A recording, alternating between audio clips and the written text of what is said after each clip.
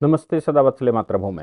हम लोग चर्चा करने जा रहे हैं आईएएस ऑफिसरों का।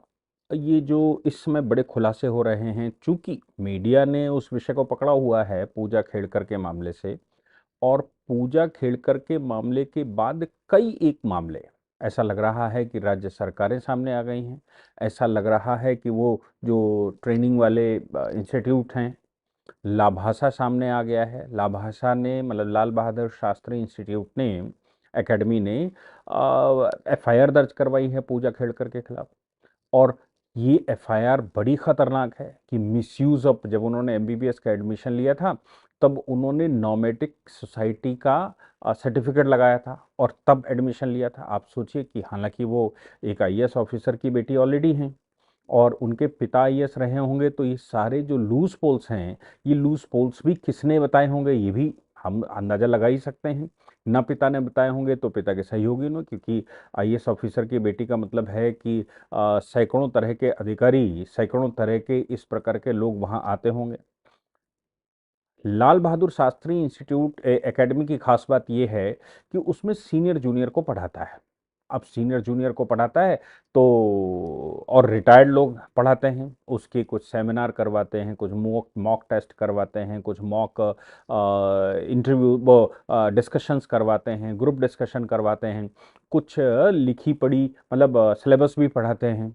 इसके अलावा बार बार फील्ड पर भेजते हैं, डिस्ट्रिक्ट में भेजते हैं, डिस्ट्रिक्ट से फिर वापस बुलाते हैं, फिर फेस करते हैं, डिस्कशन करते हैं।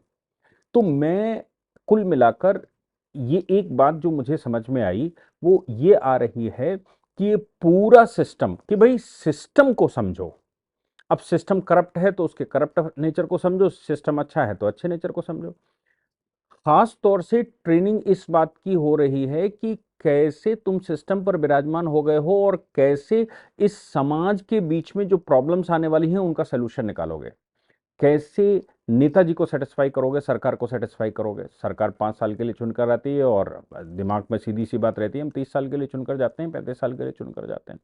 तो जो 30-35 साल के लिए चुनकर आया हो, उसके दिमाग में नो डाउट ये रहता है कि हमारे रहते हम 5 से 7 सरकारें बदलेंगे, और अगर जल्दी जल्दी बदलती नहीं तो हम 8-10 सरकारें भी देख लेंगे, और 8-10 सरकारें देख लेंगे तो सरकार को टैकल करना आना चाहिए। इसलिए आपने देखा होगा कि जो एडमिनिस्ट्रेटिव सर्विस के लोग हैं, वही अखिलेश यादव की सरकार में गृह सचिव रहते हैं, वही योगी आदित्यनाथ जी की सरकार में गृह सचिव रहते हैं, वही पीछे अगर हम बात करें दूसरे राज्यों की भी बात करें तो बिहार में भी मालूम पड़ा पिछली सरकार में भी वही सचिव थे, उसमें भी। इसको अगर दूसरे शब्दों में देखा जाए तो जब अंग्रेज गए, यानी कि 14 अगस्त को जो हमारे यहाँ एडमिनिस्ट्रेटिव मशीनरी थी, 16 अगस्त को भी वही मशीनरी थी। और वही तरीके से जो 1834-35 में बेवेरियन मॉडल भारत में लागू किया गया था, खासतौर से मैं कहूं कि 1860 में लागू किया गया। 1860 इसलिए कह रहा हूं कि 1858 में महारानी का शासन आ चुका था और यहां से कंपनी की लिमिट बांध दी गई थी। मैंने कुछ लोगों के लेक्चर देखे हैं जिनमें उन्होंने कहा कि यहां से ब्रिटिश ईस्ट इंडिया कंपनी चली गई थी। ऐसा नहीं, ब्रिटिश ईस्ट इंडिया कंपनी कुछ विषयों पर शामिल रह गई थी, खासतौर से रूल और एडमिनिस्ट्रेशन उस समय उनके हाथ में आ गया था, ब्रिटेन की महारानी के हाथ में। तो जो वो सिविल सर्विसेज का जो जो जो भारत में क्राइटेरिया था, वो मार्क वेबर का है, बेवेरियन मॉडल ही चल रहा था और आज़ादी के बाद भी वही मॉडल चलता रहा। हमने उसमें लेश मात्र भी संशोधन नहीं किया। और अभी भी अगर हम रिफॉर्म कमीशन बिठाते हैं तो आपको मालूम है 2 रिफॉर्म कमीशन बैठ चुके हैं, मैंने उनकी रिपोर्टें पढ़ी हैं। दोनों रिफॉर्म कमीशन रिफॉर्म किस बात का करते हैं कि सैलरी क्या हो, वर्किंग कंडीशन क्या हो, सैलरी कितनी होनी चाहिए, बेनिफिट्स कितने होने चाहिए। तो लद्दुलाबाद ये निकलता है कि साहब ये जो रिफॉर्म कमीशन है वो इस बात का है कि सैलरी कितनी होनी चाहिए, और उन्हीं का होता है, मतलब उनमें से ही कुछ अधिकारी अधिकारी आ जाते हैं या उसी फील्ड के लोग हैं जिन्होंने ये लिखना है। बिल्कुल वैसे ही अभी पीछे हम लोगों ने देखा था कि जुडिशियल फील्ड में, और अभी सुप्रीम कोर्ट ने अपनी तरफ से सेकंड जुडिशियल रिफॉर्म कमीशन बिठाया और रिफॉर्म कमीशन बैठाकर सैलरियां 3 गुनी कर दी अधिकारियों की।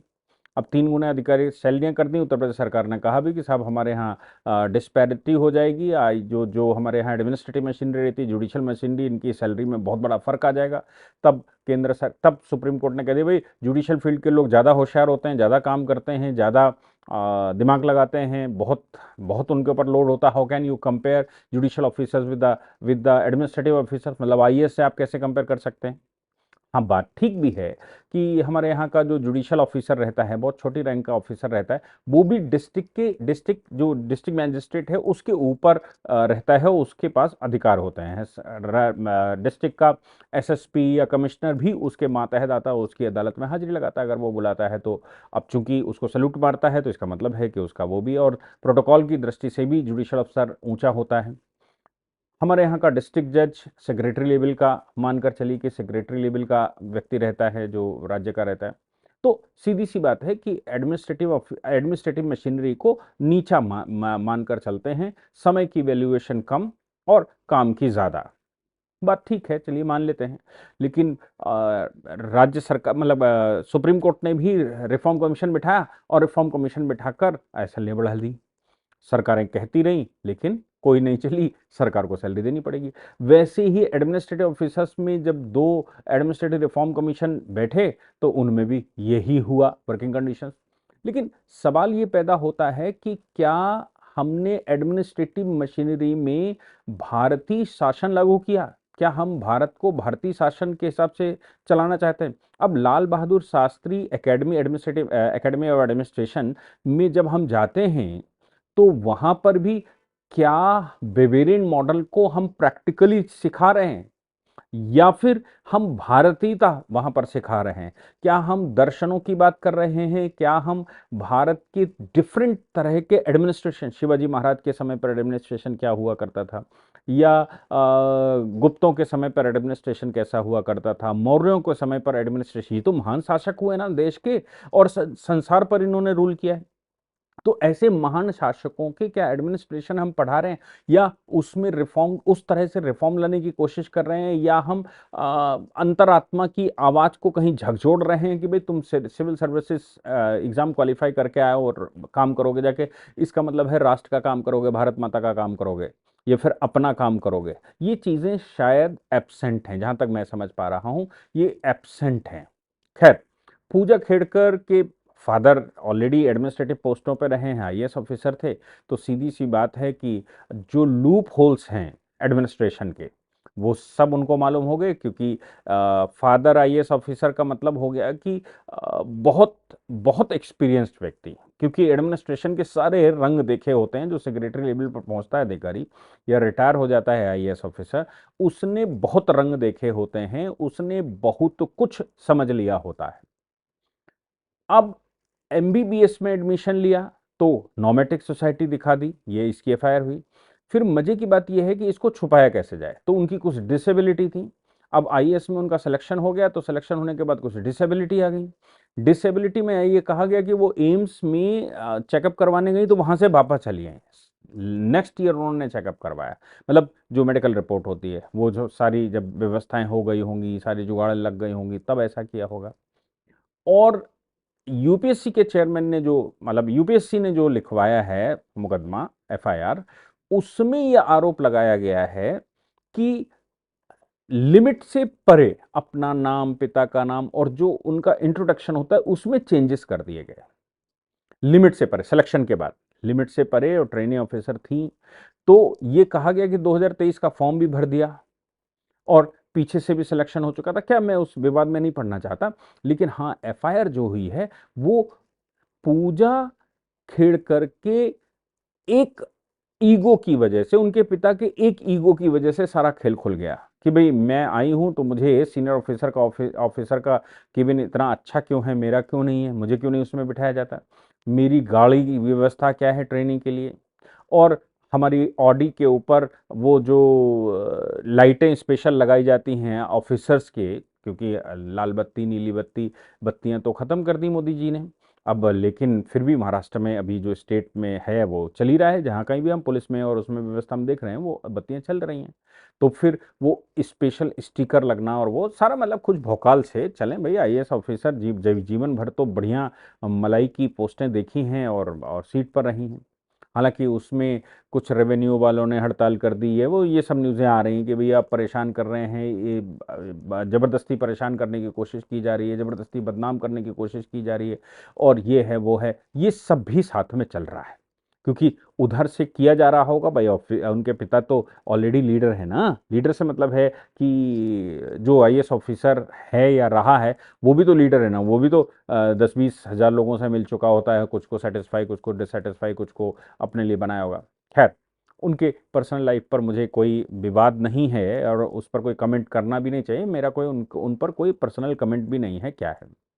लेकिन पूजा खेड़कर की जो डिसेबिलिटी की बातें थी एम्स में, या पूजा खेड़कर की एमबीबीएस में नॉमेटिक सोसाइटी का सर्टिफिकेट लगाकर, और पूजा खेड़कर का जो सबसे बड़ा था वो, उन्होंने जो क्रीमी लेयर है, क्रीमी लेयर ब्रेक कर दी, पिता और माँ को अलग अलग दिखा दिया, और पिता और माँ को अलग अलग दिखाकर इनकम का जो दायरा है, जो जो जो निर्धारित है क्रीमी सोसाइटी के लिए, वो दिखा दिया कि भाई हमारा ये है, दोनों को अलग अलग दिखाया। मैं आपको बता दूं, इसमें बहुत सारे केसेस हमने ऐसे भी सुने हैं जिसमें अगर आवश्यकता पड़ती है तो फर्जी तरह से डिवोर्स भी ले लिया जाता है, पति पत्नी डिवोर्स ले लेते हैं, शासन का एक मतलब कोर्ट का एक सर्टिफिकेट ले लिया बच्चों के भले के लिए, और मालूम पड़ा पत्नी को अलग दिखा रहे, साथ साथ रहे, पत्नी को अलग दिखा दिया, और अलग दिखाकर पत्नी की आय अलग दिखा दी और डिवोर्स का सर्टिफिकेट लगा दिया। यहाँ तक मैंने सुने हैं किस्से, या अखबारों में पढ़े हैं, या न्यूज़ों में सुने हैं,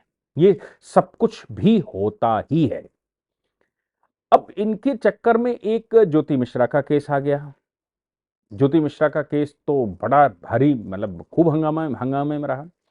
ज्योति मिश्रा का केस इसलिए हंगामे में रहा कि उनके पिता पुलिस में थे, कोई छोटी मतलब थाने की पोस्ट में, और जब सिलेक्शन हुआ तो डिपार्टमेंट ने 3 लोगों को लेकर शाबाशियाँ दी। एक कोई एसपी एसएसपी रहे होंगे, उनका उनका बच्चा था, वो क्वालीफाई हुआ, एक ये क्वालीफाई हुआ, एक और किसी का अधिकारी का बच्चा क्वालीफाई हुआ।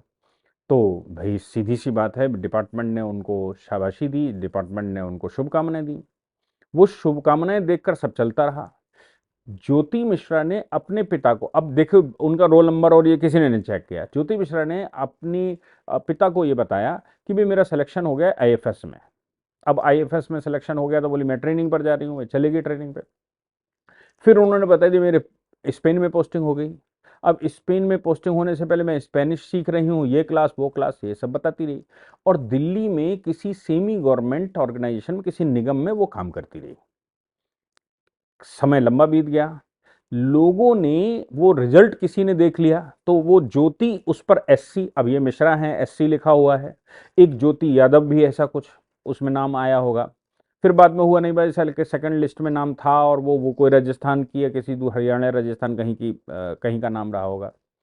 बाद में जब ये हंगामा हुआ, चूंकि भाई उत्तर प्रदेश पुलिस ने शेयर किया, तो बाद में जब हंगामा हुआ, कास्ट सर्टिफिकेट, ये सर्टिफिकेट और मिसयूज किया गया, डिसेबिलिटी करा गया, वो करा गया, तो फिर चीज सामने आई कि भाई ये तो, वो तो सेलेक्ट ही नहीं हुई थी, वो तो अपने पिता को केवल वो डेमोलिश ना हो या उनके उनका हौसला बना रहे, इसके लिए सारा कुछ कर रही थी, और सब कहानियां यहाँ बता रही, तो वो विदेश में पोस्टिंग बता दी आईएफएस, जबकि उसका पासपोर्ट भी नहीं बना था। जिसका पासपोर्ट ना बना हो उसकी नौकरी आईएफएस, स्पेन में पोस्टिंग। खैर पिता सीधे साधे रहे होंगे तो वो हो गया।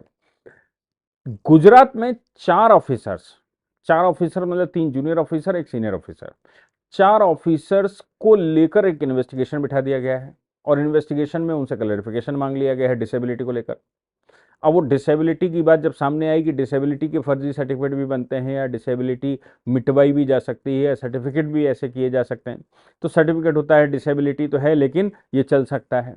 अब डॉक्टर भी इसमें बड़ा खेल खेलते ही होंगे, जो जो कोई भी उसमें होता है।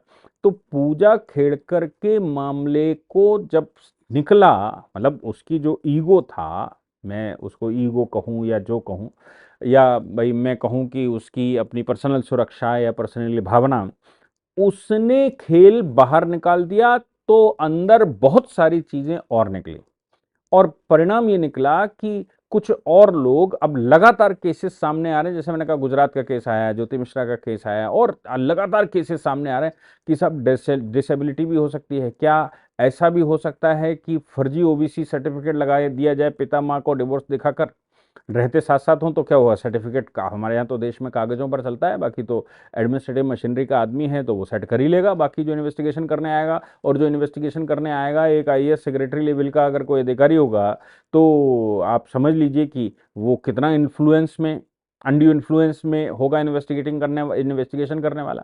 तो ये विषय सामने आ रहे हैं। मेरा मानना दूसरा है, हालांकि बहुत सारे लोग उस पर कमेंट लिखने लगते हैं, सर आप अपनी राय क्यों देते हैं, बड़ा लंबा खींच देते हैं ये वो।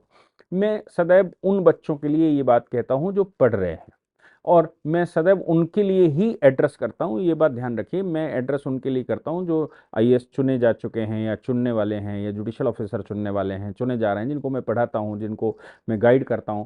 तो एक टीचर होने के नाते, एक गुरु होने के नाते, मैं केवल उनको किताब में जो लिखा है वो नहीं पढ़ाता, उसके अलावा लाइफ को कैसे देखना है ये भी आवश्यक है, राष्ट्र को कैसे देखना ये भी आवश्यक है, और राष्ट्र में विचार कैसे रखना है, राष्ट्र को कैसे चलाना है वो भी देखना है।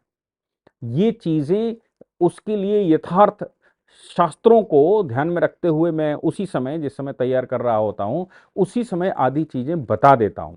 जो ऑनलाइन पढ़ने वाले लोग हैं वो भी ऑनलाइन लेक्चर अगर जो ले रहे होंगे अभी, वो भी बताएंगे आपको कि वो लोग भी उन लेक्चर, जो कि क्लासरूम का लेक्चर होता है, उन लेक्चर्स में मैं ज़रूर बताता हूँ। बोर हो रहे हैं तो हो जाइए, लेकिन राष्ट्र निर्माण करने के लिए हम चले हैं। हम भरण पोषण तो भगवान देता ही है। आप सोच लीजिए, जब हम माँ के गर्भ में आए थे, जब प्राण भी नहीं आया था, तब भी भोजन की व्यवस्था करी थी। जब हाथ पैर भी नहीं चल पाते थे, तब भी माँ के गर्भ में 9 महीने तक भगवान ने भोजन की व्यवस्था करी थी, और जन्म लेने के बाद भी कोई ना कोई हमको भोजन पानी दे ही रहा था। आप सोचिए, जब आपके पास मस्तिष्क नहीं था, हमारे पास मस्तिष्क नहीं था, या हमारे पास वो एबिलिटी नहीं थी, शारीरिक क्षमता नहीं थी, तब भी कोई ना कोई हमारे भोजन की व्यवस्था कर रहा था और बाकी व्यवस्थाएं कर रहा था। यहां तक कि कुत्ते बिल्ली जिनको जो जो लिखवा कर लाए होते हैं, वो एसी और कारों में घूमते हैं। जो प्रारब्ध लिखवा कर लाते हैं, भले ही कुत्ते का जन्म हो जाए, बिल्ली का जन्म हो जाए, वो भी एसी में रहते हैं और बढ़िया भोजन करते हैं। जिनको सामान्य कुत्ते तरसते हैं, जिनको इंसान तरसते हैं कि हमें ऐसा भोजन मिल जाए, वो भी वो भोजन करते हैं। ये सब प्रारब्ध देता है। उस कुत्ते ने कौन सा बहुत बड़ा पुरुषार्थ कर दिया था कि उसको कोई ऐसा मालिक ले गया जो एसी में देता है। तो ये याद रखिएगा कि सबको, हम सबको परमेश्वर भोजन तो देगा ही देगा। हम पुरुषार्थ क्या करते हैं ये डिपेंड करता है। तो राष्ट्र के लिए काम करने का अवसर मिला है तो कुछ पुरुषार्थ कर लेना चाहिए। धर्म के आधार पर अर्थ अर्जन करना चाहिए। धर्म के आधार पर ही मोक्ष की तरफ बढ़ा जा सके, ऐसा कुछ करना चाहिए। अन्यथा मैं बारंबार कहता हूं, हमारे शास्त्र ये कहते हैं कि जो अधर्म के मार्ग से अर्थ अर्जित किया जाता है वो अर्थ नहीं होता, वो अनर्थ होता है। वो आपका अनर्थ करेगा। मरने वाला वही खाकर जाएगा। ज्यादा शक्कर खा लोगे, डॉक्टर कहेगा शुगर हो गई। ज्यादा कोई भोजन कर लोगे तो डॉक्टर कहेगा कि नहीं ये बंद करिए। तेल घी ज्यादा खा लिया तो डॉक्टर कहेगा तेल बंद करो। कुल मिलाकर जितना शरीर को चाहिए उतना बैलेंस में खाते रहेंगे तो मिल जाएगा। ज्यादा आराम करेंगे तो डॉक्टर कहेगा सुबह 5 किलोमीटर दौड़ कराया करो। शारीरिक नहीं करेंगे तो डॉक्टर कहेगा जिम जाया करो या योगा करा करो। और आपके पास काम था नहीं, बढ़िया व्यवस्था थी, तो खेतों में काम करने का अवसर, खेत का किसान जो है वो तो शारीरिक कर लेता है, खेतों में मजदूर तो शारीरिक कर लेता है, काम करने वाला शारीरिक कर लेता है। लेकिन जिसके पास धन है और उसने स्टेटस सिंबल बना लिया, उसको भी डॉक्टर सलाह देता है कुछ काम कर ले भाई, दिमाग के अलावा भी शारीरिक काम कर ले। तो आप सोच लीजिए कि ये धन से, ये इसका कोई संबंध नहीं है। आपके पास है तो डॉक्टर मना कर देगा, ज्यादा खा लिया तो डॉक्टर मना कर देगा, कम खाया तो डॉक्टर कहेगा खाओ। और ऐसे करके जब जीवन से जाना है तो ये सब कुछ यहीं पर है, और करोड़ों सालों से यहीं पर है, और हजारों लाखों पीढ़ियां इस पर रह चुकी हैं। जिसको आप आज मेरा कह रहे हो, ये मेरा घर है, ये कितनी गलतफहमी की बात है। कोई कहता है ये मेरा घर है, ये मेरा धन है। ये तो सदैव यही था, आप ही आते जाते रहे थे। इसलिए क्या है, पुरुषार्थ कर लीजिए, राष्ट्र बचा लीजिए, उस हिंदुत्व को बचा लीजिए, उस राष्ट्र के गौरव को बचा लीजिए, उस राष्ट्र की फिलॉसफी को बचा लीजिए जो विश्व का कल्याण करने वाली। जिस दिन हिंदुस्तान खत्म होगा, संसार खत्म हो जाएगा। हिंदुस्तान से मतलब हिंदू फिलॉसफी जिस दिन खत्म होगी, संसार में एक ही फिलॉसफी बची है, एक ही जीवन पद्धति बची है, वो है हिंदू पद्धति। और जिस दिन हिंदू शास्त्रीय पद्धति खत्म हो जाएगी, उस दिन संसार खत्म हो जाए, क्योंकि देवगण होंगे ही सारे के सारे असुर होंगे, राक्षस होंगे, और राक्षस और असुर होंगे तो पृथ्वी खत्म हो जाएगी। इसी को प्रलय कहते हैं। तो प्रलय होगी, फिर से आएंगे, फिर करेंगे कुछ। इसलिए मैं ये कहता हूं कि इन अधिकारियों का जो चुनकर आते हैं, इनका आत्मीय दर्शन क्यों नहीं करवाया जाता, उनकी आत्मा से उनका परिचय क्यों नहीं करवाया जाता। शरीर से परिचय के बजाय आत्मा से परिचय करवाया जाए। पुरुषार्थ करने का अवसर मिला, बहुत लोग पुरुषार्थ करना चाहते हैं, अवसर नहीं मिलता। इनको अवसर मिला है कि मोक्ष प्राप्त कर लो, लेकिन ये ऐसे दलदल में फंस जाते हैं कि मोक्ष छोड़ दीजिए, जितना लेकर आए थे निगेटिव, उससे और भर लेते हैं घड़ा। और फिर पुनर्जन्म जब होगा, जब प्रारब्ध लिखा जाएगा, तो पता नहीं सांप बनेंगे कि बिच्छू बनेंगे, कि मेमने बनेंगे, कि क्या होगा, पता नहीं।